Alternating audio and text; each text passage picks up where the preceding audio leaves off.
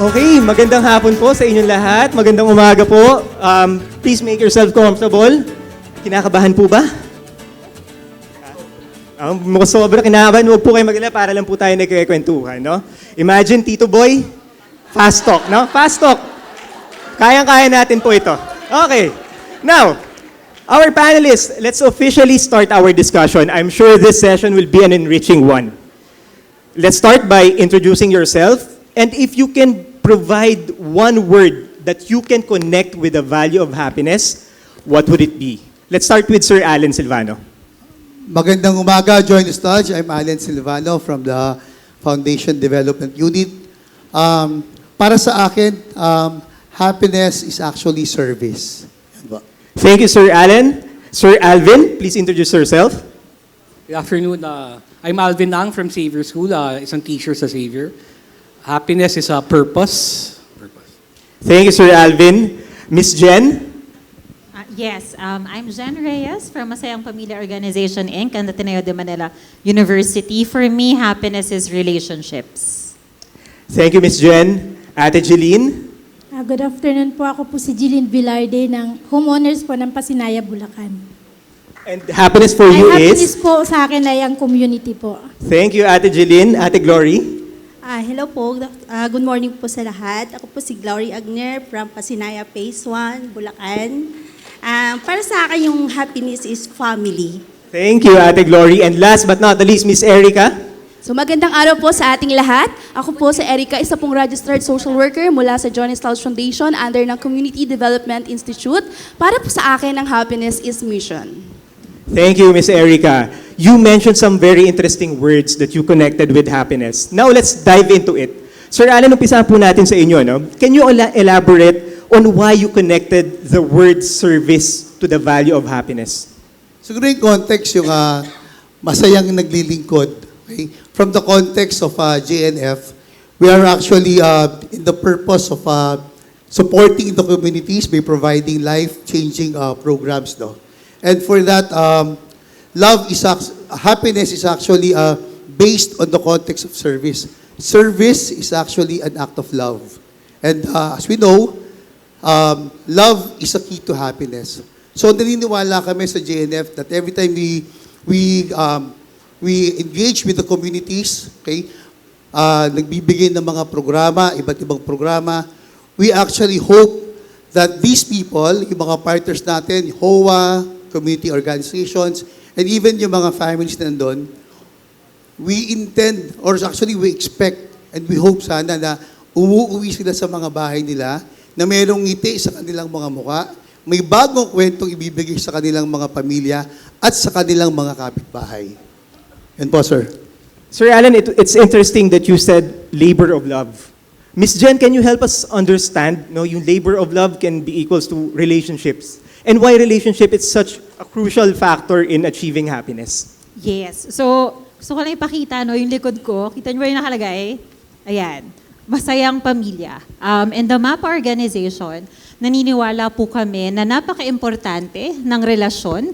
Hindi lang po ito nangyayari sa relasyon sa partner, pero napaka-importante yung relasyon ng magulang sa inyong anak. Kasi sa batang edad, nalalaman ng anak or nagkakaroon siya kumbaga ng idea or ng schema kung ano ba ang isang healthy at isang masayang relasyon. So kung sa tahanan or yung pakiramdam pa lang niya sa bahay ay meron na siyang kasiyahan or maayos na pagmamahal or kasama doon yung pagsisilbi or yung service, so kahit lumabas siya ng komunidad or kahit sa kapitbahay lang niya, kayang-kaya niyang ipakita yung relasyon, maayos na relasyon, malusog na relasyon na kaakibat po noon yung service or pagsisilbi sa ibang tao.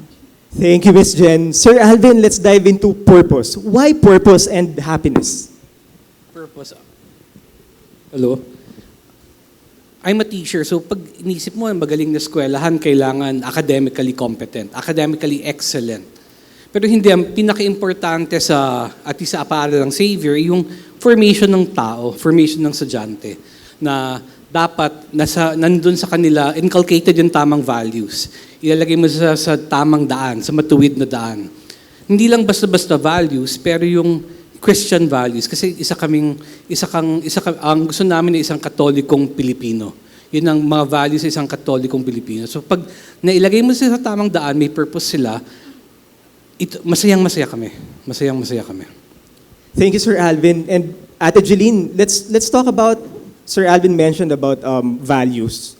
How does the community show its values? No? At bakit komunidad ay equals happiness? Nasabi ko pong ang happiness ay sa community po, sir, dahil sa pamamagitan po ng pagsali ko sa isang organization na napalawak po yung pananampalataya ko sa Diyos at nakasilbi po ako sa aking komunidad spiritually po. Tsaka po, nakakatulong din po ako sa community sa pamamagitan po ng pag-volunteer sa mga programa na binababa na kahit pa paano po, nagkakaroon pa ako ng engagements, mga social connection po sa kapwa ko co-homeowners. Tsaka po sir, sa pagkakaroon po ng bahay na masasabing sariling amin ng aking pamilya. Ate Jeline mentioned about social connection. No? Ate Glory, paano ba nagsisimula in social connection sa pamilya?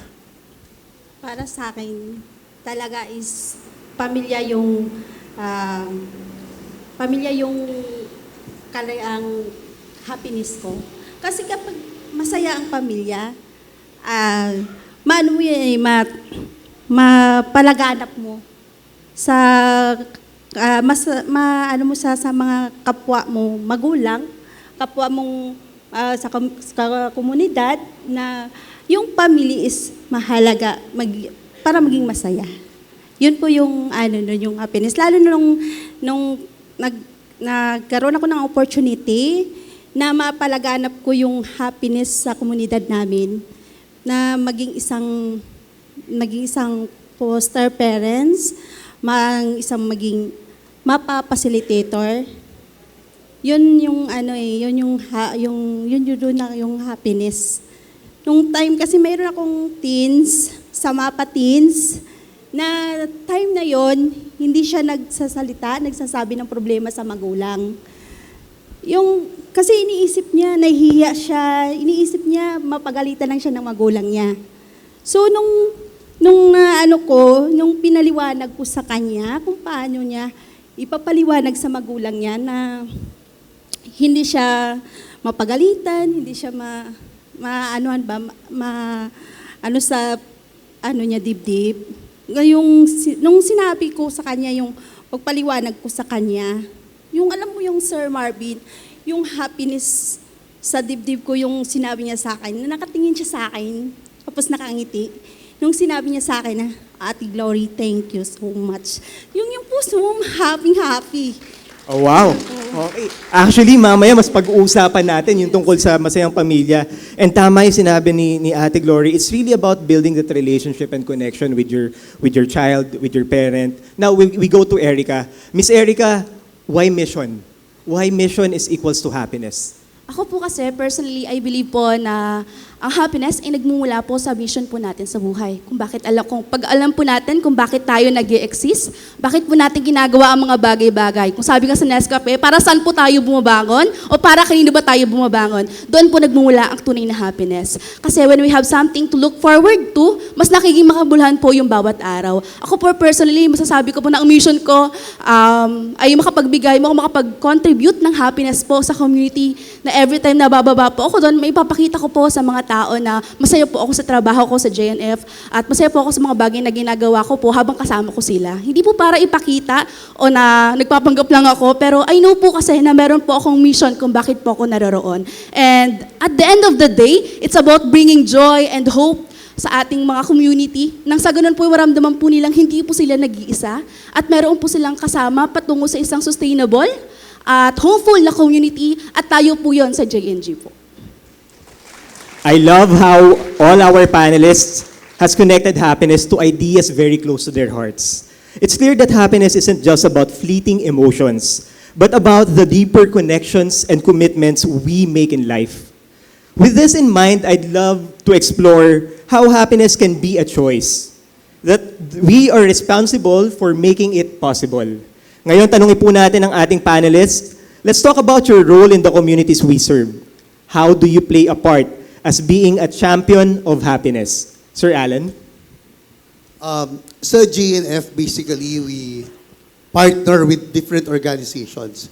May mga iba't ibang programa po ang foundation, like for example, yung MAPA, as mentioned a while ago.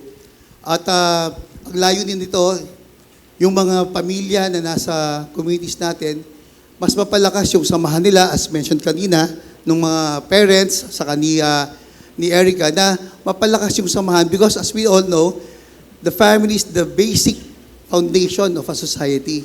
Okay? So pangalawa dito, yung immersion. Okay? Kung makikita po natin yung MAPA at yung immersion, these are actually interconnected. Why? Because the learnings that the family gain from the MAPA program, ito rin yung mga ibabahagi nila sa mga estudyanteng titira sa kanila from Xavier School from Friday, Saturday, and Sunday. So yun, parang inaako nila yung pagiging magulang sa mga Xavierians na pupunta sa immersion program. At dahil dito, nakikita natin dito, may tugmaan o may interconnection yung mga programang binibigay ng JNF at ng Joy Nostalgia sa ating mga communities. And for the immersion, we partner, of course, the School of Sir Jude, Xavier School. So yeah, thank you very much. Ms. Jen, Sir Alan mentioned that you are one of our partners. Can you explain to us what MAPA does and how the program can contribute towards achieving the genuine happiness in the community? Okay, so, ayan. So, yung Masayang Pamilya Organization po, we started years ago in Ateneo as a research lab. So, nakita natin no, na sa Pilipinas, yung mga kabataan, parte sila ng pamilya, pero yung malungkot na part doon ay sila ay nakakaranas ng pang-aabuso or sa bahay mismo sila nakakaramdam ng kalungkutan. Okay? And because of that, we created a program na tinatawag po naming Masayang Pamilya. Okay? So bakit siya Masayang Pamilya? Kalimitan, pag tinanong mo ang isang magulang, Pilipinong magulang, ano po yung gusto nyo para sa anak nyo? At ang sagot nila, gusto ko maging masaya yung anak ko. Gusto ko maging masaya yung pamilya ko. Pero pag tinanong na natin sila, ano po ang ibig sabihin sa inyo ng masaya? Doon na po sila medyo napapapos at napapaisip na, hindi ko rin alam kung ano ang ibig sabihin ng masaya. Ibig sabihin ba nun, lagi tayong tumatawa? Ibig sabihin nun, merong pagkain sa ating hapagkainan? Kaya ano ibig sabihin ng masaya? At doon po namin nalaman na maraming aspeto ang pagiging isang masayang pamilya.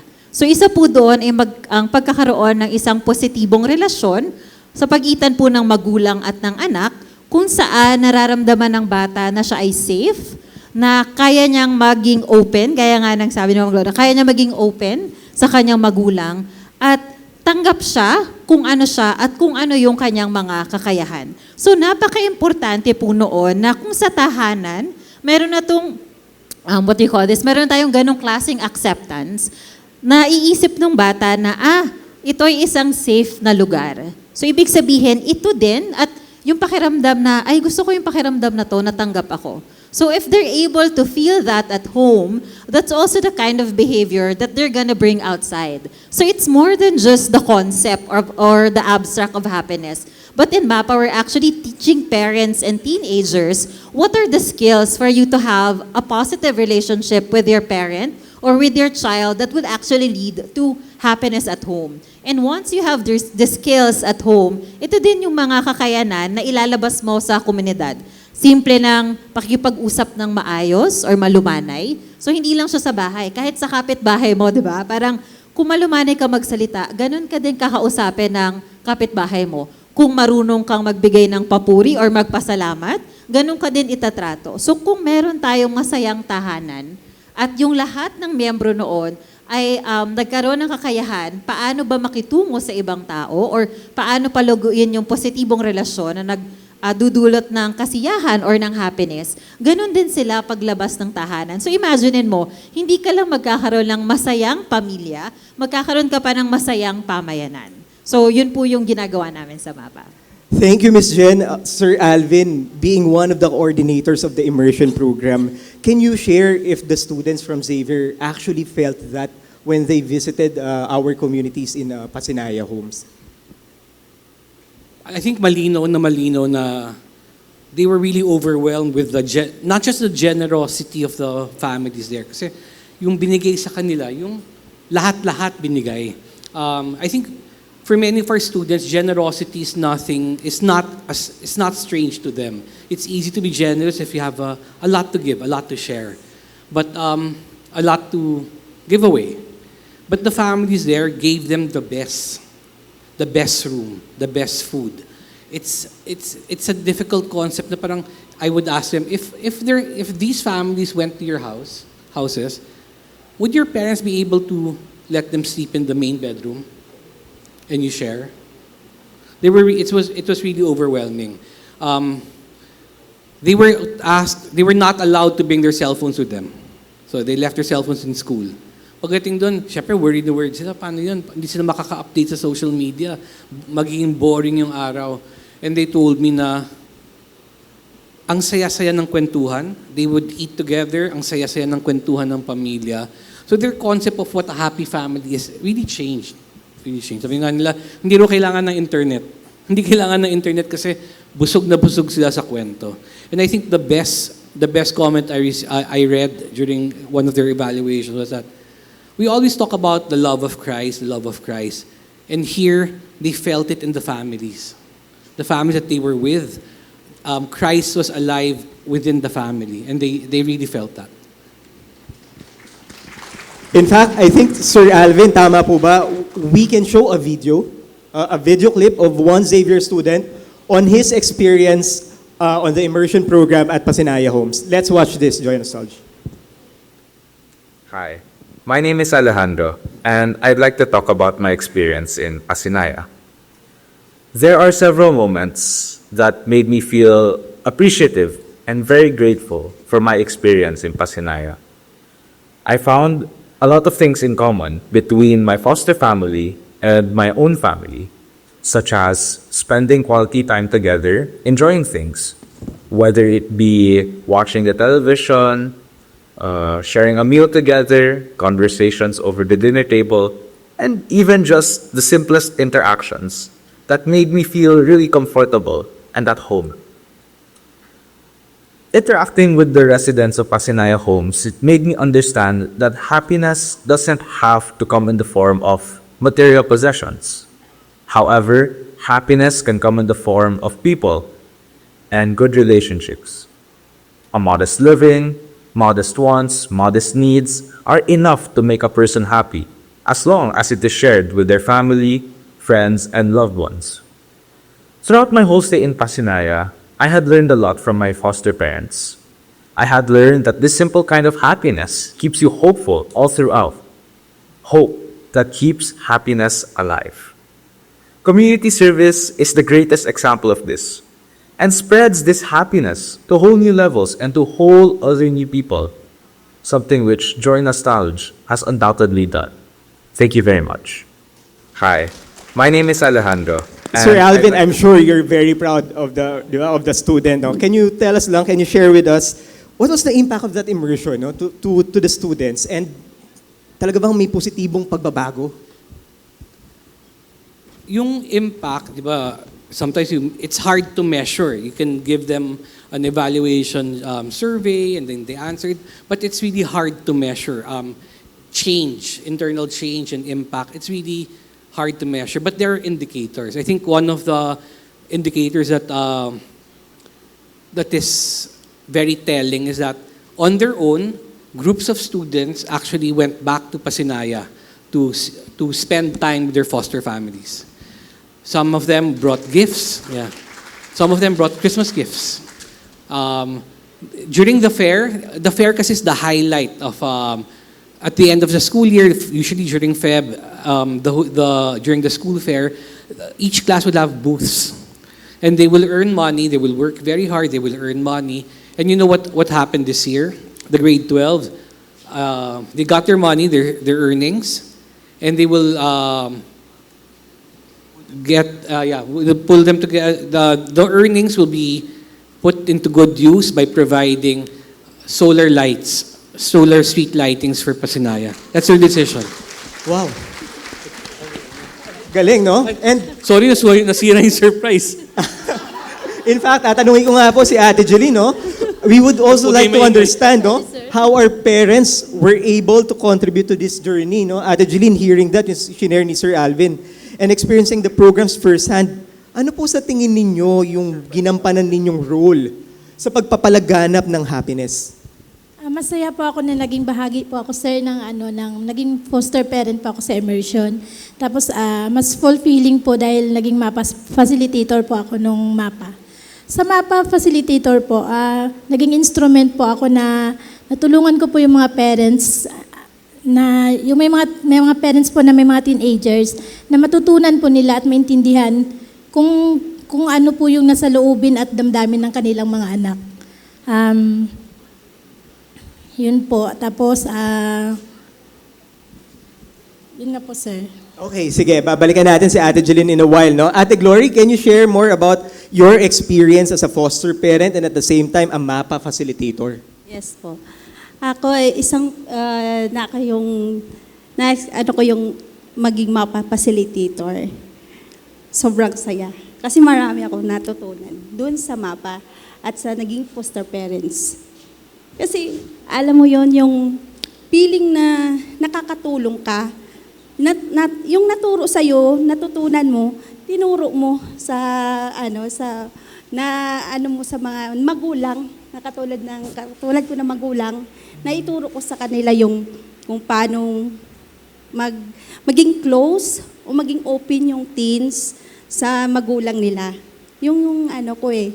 Tapos nung naging foster parents po ako, yung masaya po na naging experience ko sa maging foster parents sa Xavier. Kasi yung may estudyante po kasi, may anak-anakan pa ako sa Xavier na una mahihain siya. Kinausap ko siya na parang feel at home, walang hiyaan. Yung parang buhay natin is magka-level. Yun. Tapos, okay po, sabi ganon. Tapos, nung time na yun, na nagmerienda kami, nilutuan ko po sila ng yung lumpia wrapper po. Pero niprito ko lang yung lumpia wrapper. Then, nilagyan ko ng gatas. So, natuwa-tuwa sila sa simpleng bagay na yun, tuwang-tuwa sila. Di ba kang ikaw yung feeling mo bilang isang foster parents, masaya ka na kasi, hindi pala sila mapili. Nagulat ako nung nilagay ko sa lamisa yung lumpia wrapper na may gatas. Pagtalikod ko, wala na. Sobra. Di ba? Sobrang saya ko, sobrang happy ako nung naging foster parents ako. Yun po yung ko. Nakakataba ng puso, no? Yes, Na nagkaroon ng connection Opo. sa isang napakasimpleng bagay, no? And I'm sure Ate Glory and Ate Jeline are very proud to be foster parents at very proud doon sa mga estudyante ng Xavier. Now, let's go to the employee contribution, no? Ano ba yung kontribusyon ng isang Joy Nostalgia employee sa pagpapalaganap ng genuine happiness? Ayan. Every time po kasi, Sir Marvin, na nagsasite po ako, lagi ko pong nire-remind yung sarili ko na nakikipagsalamuha po ako sa mga tao sa community, hindi lang po bilang sa Erica Matter, kundi bilang isang representative or kinatawan po ng Joy Nostalgia Foundation. Kaya I have to work with excellence and of course with joy. Sa Joy Nostalgia Foundation po, nabanggit ko kanina, na ang mission po natin ay makapag-empower po ng mga Filipino families to live in a homeful and sustainable to sustainable communities, kung saan masasabi po natin na ang mga household ay strongly rooted, matatag, living comfortably, maginhawa, or secured, panatag. With this mission, alam po natin sa JNF na ang trabaho po natin is hindi lang about compliance, na about dahil may mga program tayong dapat i-deliver, pero we believe po na meron pong pagkilos ang Panginoon at ginagamit niya po tayo as His instrument to fulfill His plans to His people. Magkaroon ng bagong bahay, magkaroon ng bagong community, or even makapagsimula po ng bagong buhay through RLI communities. Ultimately, happiness emerges when people feel safe, supported, and feel free to grow, both as an individual po and as part of a thriving community. We believe na ginagamit tayo ni God as instruments. Very well said, Erica. Sir Alan, let me circle back to you. And eto, be honest, sir, how happy are you in your current role? No? Knowing that your work contributes to the organization's mission. Technically, masayang-masaya ako dito. Bakit? Okay. Siyempre, may konting lang. Okay. Bakit? Kasi Kasi alam naman natin, hindi madali ang trabaho. Okay? May kanya-kanyang challenges. Pero at the end of the day, okay, masaya tayo umuwi sa pamilya natin. Okay? Actually, sabi ko nga kay Sir Terence, nung nag-usap kami, sa employment stage pa, sinasabi ko sa kanya, alam mo, nakakatuwa sa Joy Nostalgia because we are the only real estate company na mayroong ganitong programa sa mga tumitira sa ating communities. Ito isang malaking bagay at ito yung mga nagpahimok sa akin pumunta rito. Kasi kung titignan natin, may mga developers, pag lumipat na yung mga nakabili ng bahay sa communities nila, that's it. Pero sa Joy Nostalgia, after mabigay yung mga tahanan sa kanila sa mga may-ari, may programang kasunod ito, yung sa foundation, dahil ayaw nating maiiwan sila sa isang sitwasyon na nakatunganga na lang. And I am very much appreciative of the entire organization. Okay? Kasi bawat isa sa atin, whether you are at PDU, CMU, PMO, o kahit anumang grupo dito sa organisasyon na ito, may ambag tayo in making sure that each family, okay, will keep their houses kasi ito yung isang bagay na nagpapasaya sa kanila because for quite some time, ito yung pagkakataong binigyan sila ng magkaroon ng bahay at sana umaasa tayo, masaya silang pangangalagaan ang pagkakaroon ng bahay as we continue to bring hope in every family and hope in every community that we serve. Bringing hope in every community we serve. And at Joy Nostalgia, we take pride of being enablers of happiness, whether in service to our customers or the communities we support. But now we ask ourselves, what does happiness really mean to us? We've reached out to several JN employees to find out what happiness means to them. Watch this video and discover the many faces of happiness within the Joy Nostalgia family. Good day, Joy Nostalgia. I'm Albert Panico, Co-Documentation and Turnover Officer under Property Management Unit and Property Management. Happiness for me is a state of grace. Reflecting on our company statement on happiness, it is said that it is a choice. No? It is a choice and it is an invitation to have the heart of Christ. While reflecting on this, I realized that happiness is presence of God. Because without God, you cannot be happy. You cannot experience the state of joy, state of inner peace, and contentment. Which is being advocated by our company, the Joy Nostalgia Company. John Ray Salvante, Design Management Officer, Design Management Group, Land Investment Office. Happiness for me is kapag nakikita kong masaya at okay rin yung mga malapit sa akin. Saka kapag napipil ko na thankful ako sa may magandang nangyayari sa akin. Hi, I'm Angelica Santos from Digital Development Unit. Happiness for me is being satisfied and contented with what we have. It's actually the simple things. As long as I can cuddle my cats, meet my deadlines, and have chocolates and fruits in my hand, I will be very happy. Thank you. That is a glimpse into what happiness means to different people in Joy Nostalgia. It can be deeply personal and can be driven by each one's purpose. But as we know, happiness isn't always to achieve. No? Isn't always easy to achieve. Now, balikan po natin ang ating mga panelists, and this brings us to an important question. While we strive for happiness, what are the challenges in sustaining it, in sustaining happiness? Especially in the context of our communities and the programs that we do. Miss Jen? Biglang nagulat naman ako. Okay, sige. Yung sa atin kasi konteksto ng pamilya. At alam nating lahat na normal sa pamilya yung merong challenges o merong problema. That's also something that we normalize in MAPA, that it's impossible for you not to have challenges. And ano ba yung mga kalimitang challenges dyan? Lalo na mga teenagers, pag narinig mo yung mga magulang sabihin nila, ma'am, yung kate-text po nila, or yung expression na, wait lang. And it's, for us, it's always about the relationships, how we can communicate what we are feeling, and how the family is open on acknowledging feelings. Lalo na sa Filipino culture, no? Kapag emosyon yung pinag-uusapan, medyo hands-off tayo dyan. Or dapat lagi tayong masaya. But in relationships, we know that reaching happiness, it's not something na consistent. That there will always be ups, kung may ups, meron din tayong downs. At importante na kapag nandudun tayo sa down, how are we gonna do it? Or how are we going to solve it? How are we going to move forward? So yung mga challenges sa relationships, maaring as simple as, hindi siya simple actually, pero yung communication. Or yung lang pagkakaroon ng, routines na kailangan gawin sa bahay, or yung simpong merong krisis, bigla kayong binagyo, biglang nawala ng trabaho yung magulang. So paano ba siya pag-uusapan? At nandudun palagi yung kung hindi tayo marunong makipag-usap, kung wala tayong feeling na safe pag-usapan ang mga bagay sa tahanan, nauuwi tayo dun sa tinatawag nga natin na silent treatment.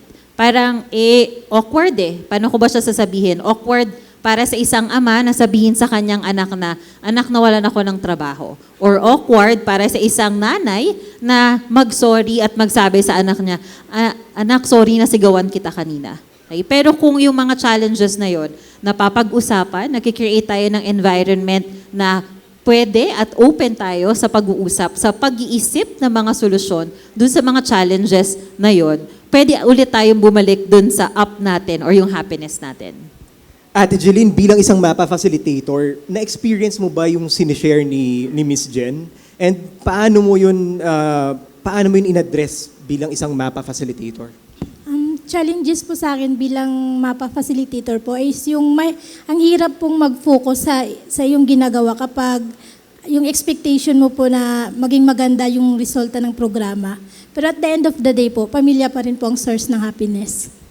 Miss Jen, gusto ko lang balikan yun, no? Yung sinabi ni Ate Jeline na napakahirap, especially if you're thinking about the program. Gaano ba talaga kahirap maging MAPA facilitator? Okay, yung lagi naming sinasabi sa MAPA na okay lang magkamali. Okay? Kasi actually na-pressure ako dun sa excellence. Kasi parang buong buhay ko yun yung kailangan maging excellent.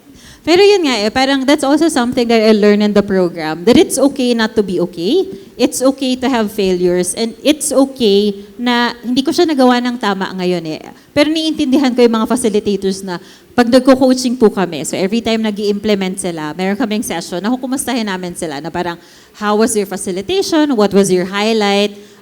Did you experience any challenges? Tapos yung lagi ko pong sinasabi sa kanila, meron yan, hindi pwedeng wala. Because it's your first time to implement the program, and it's normal for us to experience challenges. And yun din, again, yung focus natin ay, every time there's a challenge, it's actually an opportunity for us to think of a better solution or to think of how are you going to move forward, because most likely we're gonna encounter the same challenge. So, mahirap siya sa una, tama, pero siguro after a few sessions, nandun na yung pag nakuha mo na yung confidence na, or yung acceptance na okay lang magkamali. Kasi alam kong pag nagkamali ako, may chance ako na baguhin yon. Same with happiness. And there will be times na, shocks, hindi ako masayon. But it doesn't mean that you're not gonna be happy forever. It's also an opportunity for you to reflect on, what am I thankful for na pwede ako maging masaya? Thank you, Miss Jen. Erica, as a Joy Nostalgia employee, challenge sa happiness. I think pursuing happiness in our daily lives is very challenging po talaga. Lalo na po kung nakakalimutan na nating i-recognize yung mga sarili po nating blessings sa buhay. Kasi masyado po tayong busy na bilangin po yung blessings ng ibang tao. At I think it is normal po sa tao na mag-desire ng more or aim for better things in life. Wala akong masama roon. Sino ba naman hindi nagangad ng mas mabuti o nakabubuting bagay para ho sa sarili, para sa pamilya, para sa kapwa, or even para sa bayan? Pero kung sa tingin ko po, kung nagiging hadlang na po ito to achieve ang ating well-being, at imbes po na maging source of motivation po natin ito sa buhay, ay nagiging reason pa po para makaramdam tayo ng inggit, selos, discontent, then maybe it's no longer what's best for us. At it's about time for us to assess ourselves, to reflect, and at the same time po, to surrender it to the Lord and have faith on Him na He's in control, and through Him, nothing is impossible, di ba? Sabi nga sa kanta. And alam niyo po yung Godfidence po na kung si Lord, kaya niya mag-provide ng mga murang bahay para sa mga Filipino families, kaya niya rin po mag-provide ng mga bagay na pangangailangan natin. At may plano po siya para sa atin. Ayun lang po. Godfidence! I think it's clear that the journey to genuine happiness isn't without its challenges. Whether it's personal struggles, community concerns, or even demands of your work or service that you provide, lahat yan may challenge. But what is evident is that happiness is rarely achieved alone. And I think the panelists will agree to that. It thrives in relationships, in community, and in a shared purpose. Now, let's watch another video on how JN employees persevere in their roles even during difficult times. Let's watch this. Good morning, Joy Nostalge. Ako po si Jojo, Customer Fulfillment Officer under Property Development Group from Customer Fulfillment Unit. I've been working with Joy Nostalge for around 7 years and 11 months already. Ako po si Joseph Pamaran Jr., ang kasalukuyang Assistant Construction Manager ng Pasinayang Homes Southern Naik for Socialized Housing Group under the Construction Development Unit. Ako po ay nagtatrabaho sa Joy Nostalge ng mahigit sa 6 na taon.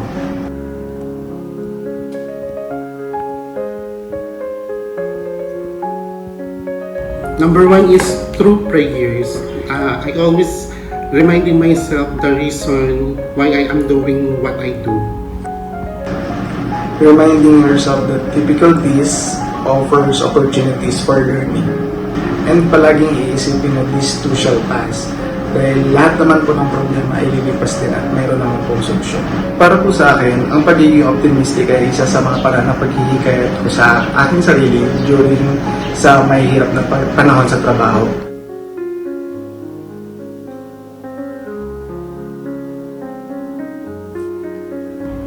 Well, by encouraging them and letting them know that they are not alone, that we are working as a team, and let them feel that you empathize with them and let them feel that their emotion is valid. And sabi nga, it's okay not to be okay.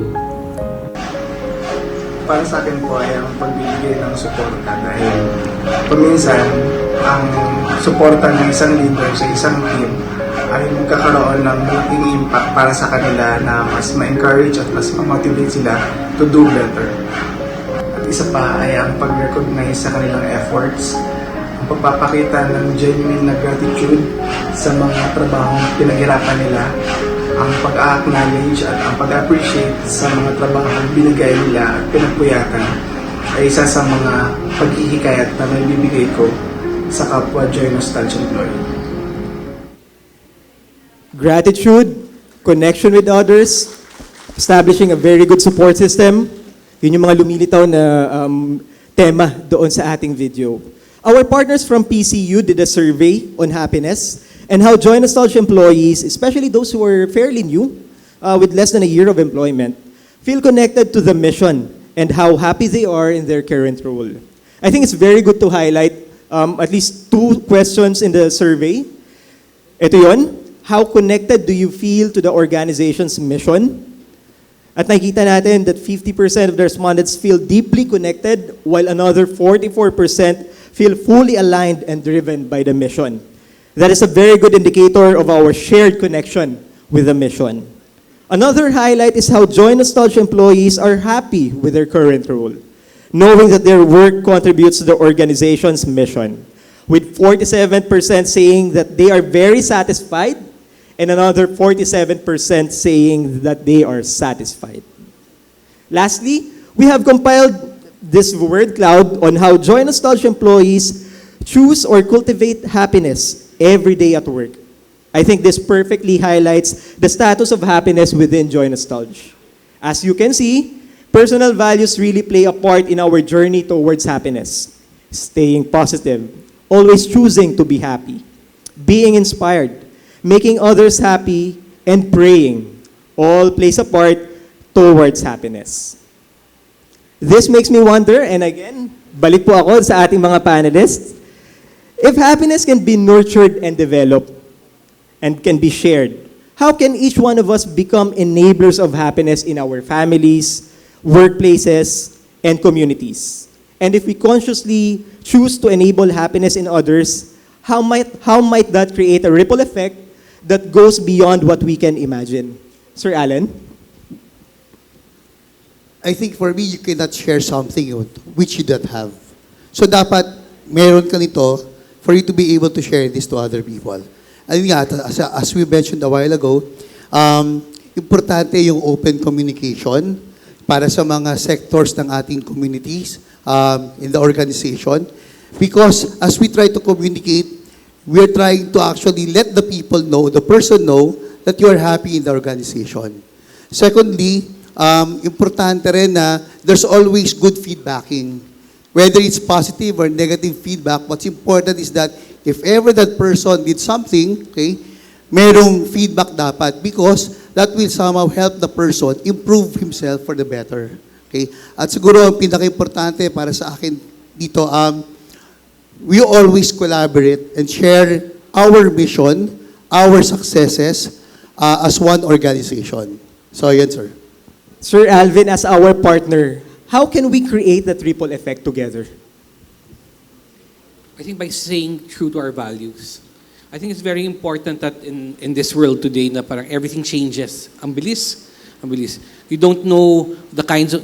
the families kasi that we get, they're our partners. But sometimes we don't share the same values. So we have to work on them. But we as partners, we have to have the same values. We have to be true to our values. And I think one of the things that should not change is that we have to know why we are doing this, the reason for being. And for me, kasi it's very important that we always base it on Christ. But if we interact with people, we are more caring, that we are more understanding, that yes, we do correction, we do give feedback, but it's in light of helping other people grow into a better person. I think that should be very evident in how we do things, very consistent also. And Ate Glory, bilang isang magulang, paano pa natin papalaganapin ang tunay na kaligayahan?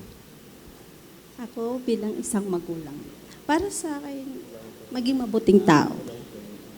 At saka, yung pag-iing, bilang isang facilitator, mapa-facilitator, ni-encourage ko yung mga kapwa kong nanay, magulang na mag-cooperate kung ano man yung programa ng Joy Nostag sa Pasinaya. Kasi nakakatulong po yun bilang sa pamilya. Yun po yung at saka nakakatuwa na marami kang natutunan at natuturo at na ibigay mo rin yung kaalaman mo sa kapwa mong pamilya din. Thank you, Ate Glory.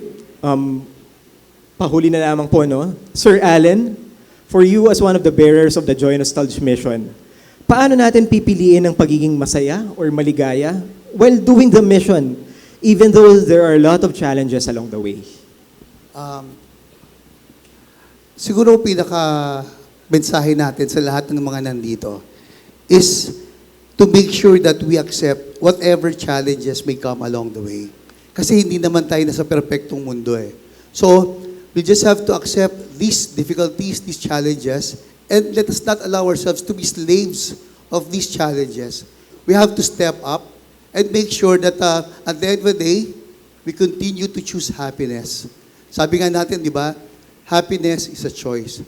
Kahit masaya, kahit marami tayong pera, hindi naman tayo masaya, walang kwenta rin. Okay? Sabi nga kanina ni Nanay, ba? There are happiness in the simple things that we do, in the simple things that we actually accomplish. But what is important is that all of us, as one organization, we continue to become happy despite all the problems that may come along the way. To our incredible panelists, thank you for your time. Thank you very much for sharing your wisdom, experiences, and insights with us. Join us, Taj. Palakpakan po natin ang ating mga panelists for today's Mind Session. Today, we've explored happiness not just as fleeting emotion, but as a deeper, more intentional pursuit. Happiness is a choice, and it's something deeply tied to our relationships, communities, purpose, and the greater mission. Of course, ang paglalakbay na ito ay mahaba at marami pang pagdadaanan. But when we come together with a shared mission, supporting and uplifting each other, we just don't find happiness. We enable it. Joy Nostalgia, lagi nating tatandaan, choose happiness, be the champion of happiness, and let it ripple through every heart you touch.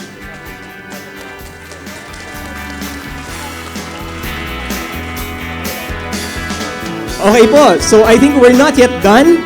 We're opening the floor for questions and answers. I think the first question would be coming from Sir Jun himself. Sir Jun. Good morning po sa inyong lahat.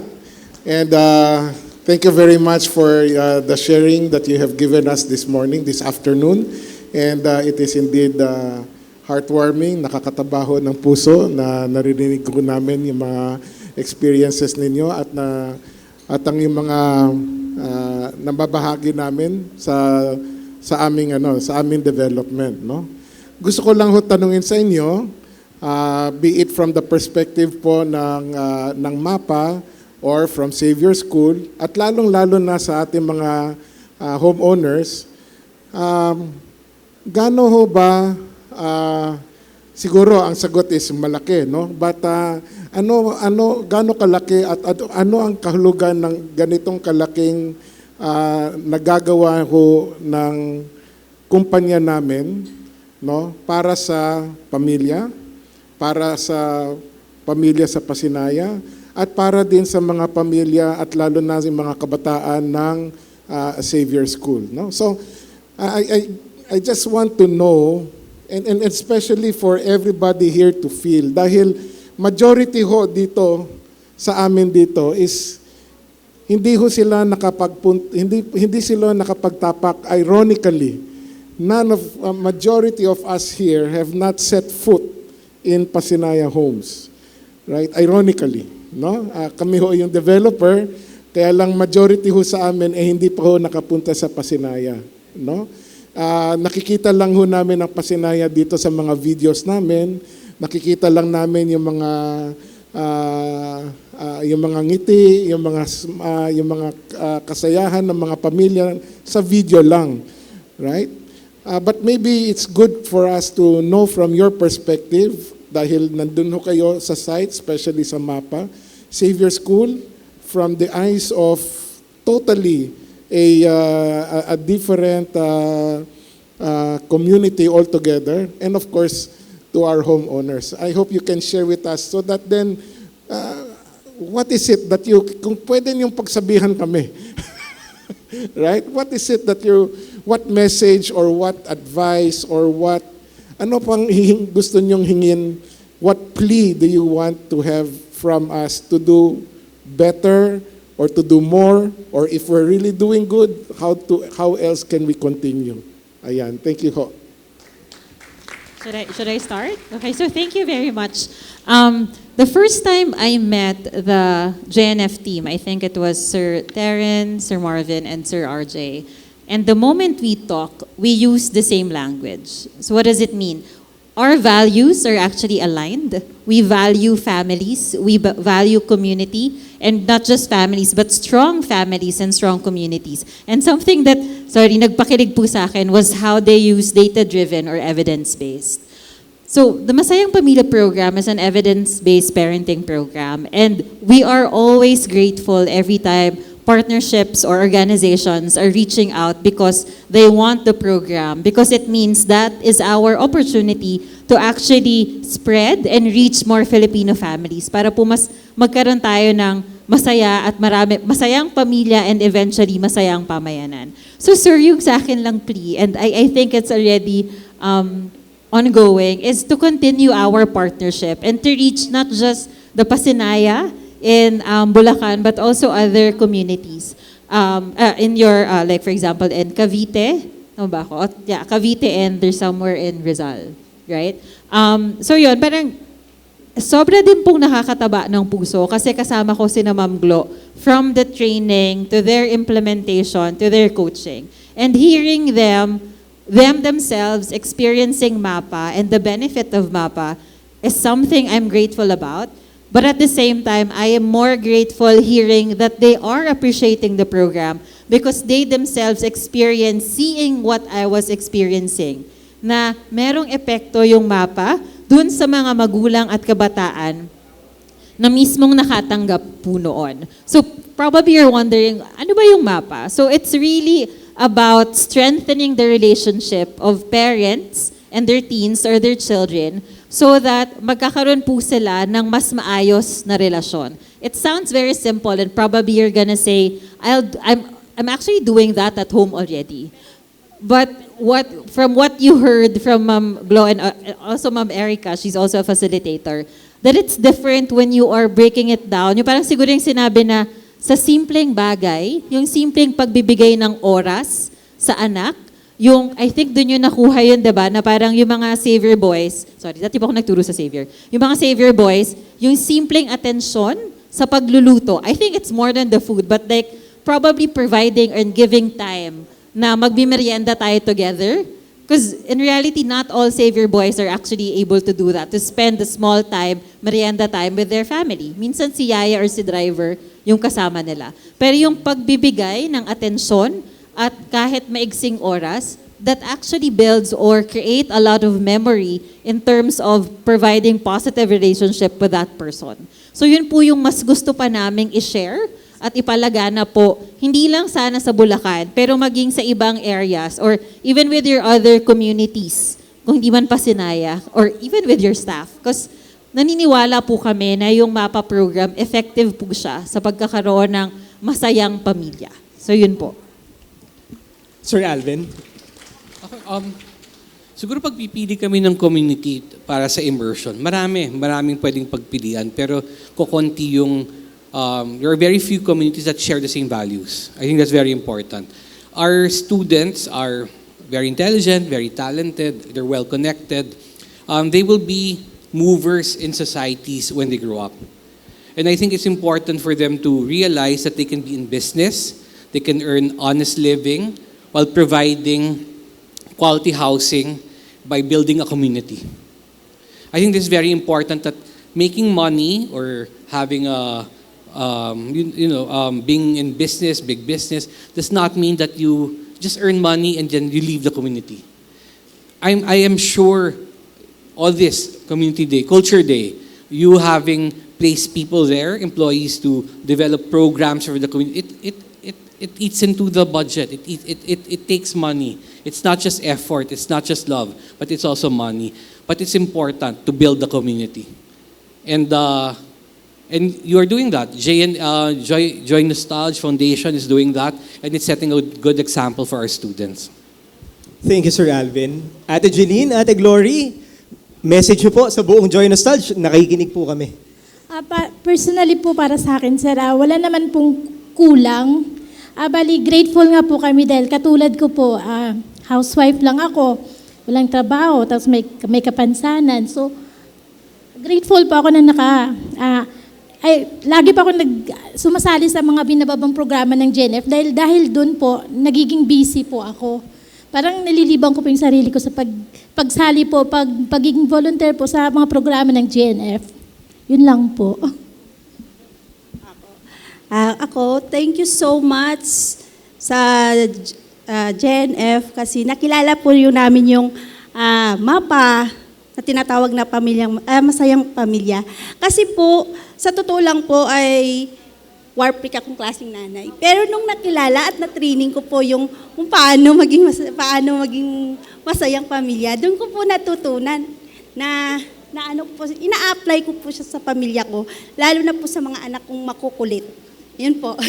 Kasi po, doon kasi kapag wala kang natutunan pala, yung pag disiplina sa anak, hindi pala basta-basta yung pasigaw o ano. Pero nung nakilala ko po yung MAPA at natutunan ko kung paano magdisiplina sa anak, sobrang saya. Na-apply ko po siya ngayon. Tsaka yung mga anak ko sumusunod na sa Thank you so much po, JNF. Okay, thank you, Ate Jelina, Ate Glory. Let's call on next, Miss Mylene Lim for her question, ma'am. Ay, magandang hapon po, Ate Janine and Ate Glory. Maraming salamat po sa pagdalo nyo sa amin at sharing your time with us. Ang gusto ko lang pong malaman sa inyo, paano ho kami na taga-Joy Nostalgia na ho yung mga tao ho na nagde-design ho ng bahay, nagte-take out ho ng loan, nagpapatayo ho ng bahay, at lahat po ng buong community ng Joy Nostalgia. Paano nyo ho kami matulungan na mas maintindihan pa ho kayo sa community? Paano ho kami magkaroon ng mas malawak na pagkikipag-isang loob or empathy po sa community ng Joy Nostalgia?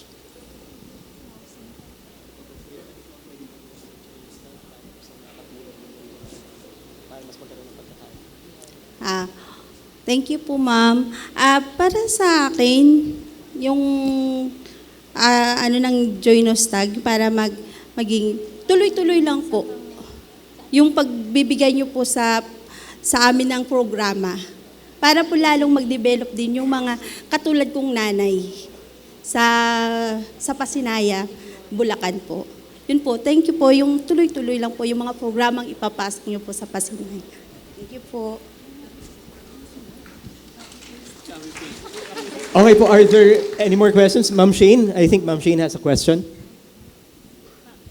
Ayan, salamat po sa pagpunta niyo po dito mga ate at bilang representation po ng ating mga community. Ang question po namin, paano po namin kayo matutulungan pa? Ano ang mga naging epekto sa inyo? Kanina po na nabanggit yung programa no, sa MAPA, sa Masayang Pamilya. Yung iba po sa amin is ngayon lang po narinig na may mga programa na ganon. Paano po kayo na-transform or napabuti? Ano po yung mga lesson na natutunan ninyo? At paano pa po kami makakatulong para po talagang malubos ang happiness sa community po ninyo?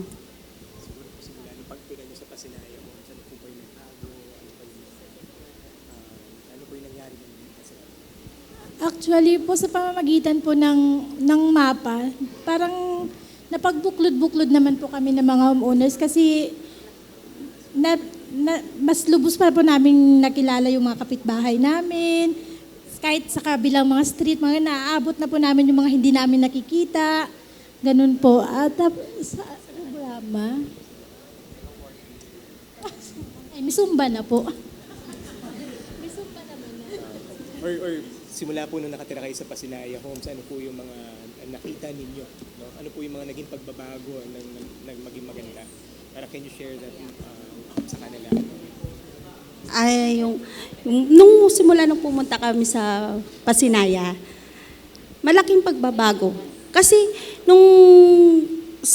bago kami lumipat sa Pasinaya, kasi parang magulo yung tinirahan namin doon sa Quezon City. Kaya parang nung lumipat kami sa Pasinaya, malaking tulong sa amin. Masaya kasi save kami. Meron po kaming OWA, meron po kaming security guard. Kaya yun yung namin na sobrang iniisip ko na I save yung mga anak ko kasi may security guard, hindi basta-basta maano ng tao, makapasok yung ibang tao. Ganun po yung ano ko. Kasi inalisan ko magulo eh. Pero nung lumipat kami dito, naging okay. Kasi lalo nang nakilala namin ang Joy Nostalgia. Yun po. Thank you, Ate Glory, Ate Jeline. Another question from Mr. Terence Ang, sir. Ate Glory, Ate Jeline, maraming salamat po. No? Ako si Terence. Hello again. Hello. Siguro, marami kasi sa amin dito ang hindi Joy Nostalgia Foundation. Marami sa amin dito, bahagi ng construction, bahagi ng design, bahagi ng back office. Kumbaga, marami pong kailangan gumalaw para magkaroon ng bahay sa Pasinaya. So masaya kami dito na nakita namin ang mga homeowner ng Pasinaya. So yung mga tanong kanina, ang gusto sana naming maintindihan, hindi po bilang mga MAPA facilitators, hindi po bilang savior foster parents, kundi bilang mga homeowners. Paano napabago ang buhay nyo sa Pasinaya? Yung buhay nyo. Lalo na kanina sinasabi mo, dati yung pinanggalingan mo magulo. Siguro mas ma-appreciate namin, maintindihan, paano nagbago ang buhay nyo dahil napunta kayo sa Pasinaya, doon kayo nakatira? Yung, ano po, yung, nabago yung buhay namin nung lumipat kami sa Pasinaya kasi, ano yung, nagkaroon kami ng sarili namin bahay. Yung hindi na kami nag-uupa. Yung pinagbago doon yung masaya ka kasi nagkaroon ka na ng bahay na hindi na nag-uupa. Tapos kasi yung yung Pasinaya is komportable. Komportable yung titirhan. Kumbaga, yun yung para sa akin kasi para sa akin yun yung ng pinagbago sa buhay ko, yung nagkaroon kami ng sariling bahay sa Pasinaya. Saka naging komportable yung pamilya ko. Yun po yung Sa akin din po, masaya po dahil yung pagkakaroon po ng sariling bahay, isa po yung achievement ng isang pamilya, sir eh. Yung mga anak ko po kasi mga lalaki po, so hindi na po nila kailangang pumunta pa ng ibang malayo or maging sa mga labas. Halimbawa po mga labas, dyan po sa Pasinaya, may guard na po kasi, may basketball court, so dyan na lang po sila sa loob maglalaro. So hindi ka na mamamroblema kung nasaan sila pupunta, ganyan-ganyan. Tapos po, hindi naman po talaga perfect ang subdivision, sir. May mga naman po talaga, may mga problema. Pero nasa amin na lang yun kung paano namin haharapin at patutunguhan yung mga problema na yun. Okay, our last question from the floor, we're calling Ms. Hazel Villarta. Ma'am? Good morning, Joy Nostalge. Good morning, Joy Nostalge. And first of all, thank you po sa mga homeowners na nandito po sa amin. So, we're very thankful and grateful na nandito po kayo. Siguro po, dito po kasi sa Joy Nostalge, no? So, parang may mga bata pong population like below 30 years old. So, kayo po, as a homeowner and nag-facilitate na po ng MAPA and naging foster parent po ng Xavier, ano po yung parang message na rin po bilang magulang po sa aming mga kabataan? Thank you po. Thank you po, ma'am. Para sa akin, sa katulad na yung batang empleyado, yun po ba? Para sa akin, ang masasabi ko ay ipagpatuloy nyo lang po yung kung ano po yung layunin ninyo sa buhay o ano po yung layunin niyo sa community ninyo or sa mga project na ibibigay sa inyo. Be humble. Yun lang po. Natutunan ko po sa MAPA na isi-share ko po sa inyo kung may mga anak po kayong teenager po. Bigyan po natin ng oras yung mga anak natin na, halimbawa po, di ba ma'am, dyan one-on-one time. Kahit kunting oras lang po, paglaanan po natin yung mga anak natin na pakinggan yung, hindi po natin sila tatanungin, hayaan po natin sila mag-open ng mga saloobin na, mga problema nila sa school, kung ano pong gusto nilang i-share. Tapos, dyan na lang po natin malalaman kung ano pong pwede nating maitulong sa ating mga anak. Yun po. Thank you, Ate Jeline. Last na, no? Message mo for younger Joy Nostalgia employees naman, no? May mga empleyado dyan, mga kabataan, mga kasing edad ko, no? So, ano po yung mga mensahe niyo po for them? Sir, ano po yung mga mensahe? May mga work na po yun. They will learn so much from you, no? Being a very wise mother and a very experienced mom. Sige, okay lang po. Hello. sa mga Joy Nostalgia employee po ng mga kabataan, be cool lang po. Katulad ni Ma'am Erica, Ma'am Judy, Ma'am Judy. Parang ano lang po, wag lang po kayong lumayo ng sa loobin nyo sa parents nyo.